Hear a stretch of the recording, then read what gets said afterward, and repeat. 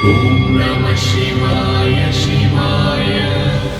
भारत की सांस्कृतिक चेतना का शिखर सोमनाथ मंदिर सभ्यता की उस अजेय शक्ति का प्रतीक है जो समय के हर पड़ाव के साथ अधिक निखरती गई।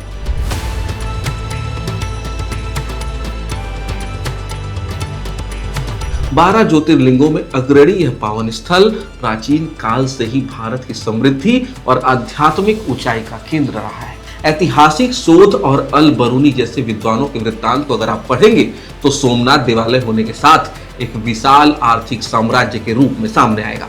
मंदिर की व्यवस्था और लोक कल्याण के लिए 10,000 गांव के राजस्व इस पर समर्पित किए गए थे। इसकी भव्यता के जो प्रमाण मिलते हैं उसमें सेवा में कार्यरत 10,000 पुजारी और निरंतर सांस्कृतिक प्रस्तुति देने वाले 350 नर्तक थे जो इसे एक जीवंत सांस्कृतिक संस्थान बनाते थे। इसकी वैभवशाली संरचना के भीतर कला और विज्ञान का एक अद्भुत संगम देखने को मिलता था। मंदिर के विशाल सभा मंडप में स्थित 56 स्तंभ बहुमूल्य हीरो और रत्नों से सुसज्जित थे जो आने वाले हर यात्री को मंत्रमुग्ध कर देते थे। गर्भगृह की दिव्यता ऐसी थी कि वहां लगी मुख्य स्वर्ण की जंजीरों का वजन 200 मन अर्थात 8,000 किलोग्राम था। सोमनाथ की यह अपार संपदा और समुद्र तट पर इसकी सामरिक स्थिति ने इसे विश्व व्यापार और ज्ञान का एक केंद्र बना दिया था। इतिहास के पन्नों में सोमनाथ की कहानी बार बार उठने और शिखर को छूने की गाथा है और इसी अपार समृद्धि ने ही आक्रांताओं को भी आकर्षित किया। 1025 ईस्वी में महमूद गजनवी ने इस मंदिर पर भीषण प्रहार किया और यहाँ से 2 करोड़ दिनार की संपत्ति लूट ली। इस हमले में मंदिर की रक्षा करते हुए 50,000 हिंदुओं ने अपना बलिदान दिया।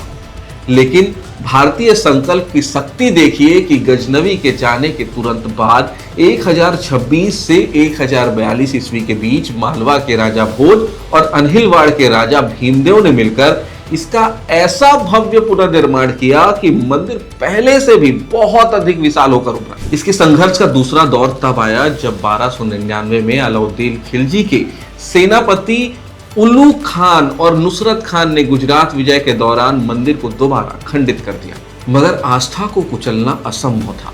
1308 ईस्वी में जूनागढ़ के राजा महिपाल देव ने फिर से मंदिर की मशाल जलाई, इसे स्थापित किया। इसके बाद भी 14वीं और 15वीं सदी में जफर खान और महमूद बेगड़ा जैसे सुल्तानों ने मंदिर को बार बार चोट पहुंचाई, लेकिन हर विध्वंस के बाद स्थानीय राजाओं और जनता के सहयोग से इसके पुनर्निर्माण की प्रक्रिया कभी नहीं थमी। विनाश की सबसे क्रूर कोशिश 1706 में मुगल शासक औरंगजेब ने की, जिसने मंदिर को पूरी तरह मलबे में तब्दील करने का हुक्म दे दिया ताकि हिंदुओं की चेतना को तोड़ा जा सके। मगर भारत की आत्मा अजेय थी।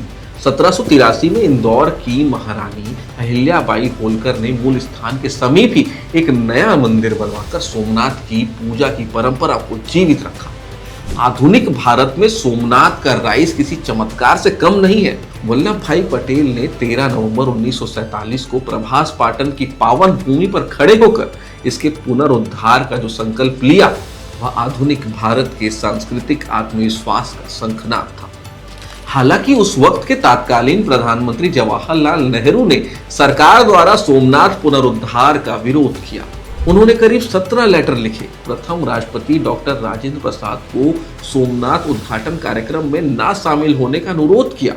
इसके बावजूद 1951 में देश के प्रथम राष्ट्रपति डॉक्टर राजेंद्र प्रसाद के कर कमलों से जब कैलाश महामेरु प्रसाद शैली से बनी नवनिर्मित मंदिर का अभिषेक हुआ तब दुनिया ने आजाद भारत की सांस्कृतिक पुनर्स्थापना को साक्षात देखा।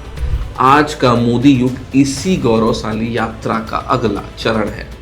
2021 में प्रधानमंत्री नरेंद्र मोदी ने यहाँ 45 करोड़ रुपए की लागत वाली आधुनिक परियोजनाओं का लोकार्पण किया, जिसमें भव्य प्रोमेनेड और आधुनिक तीर्थयात्री केंद्र शामिल है।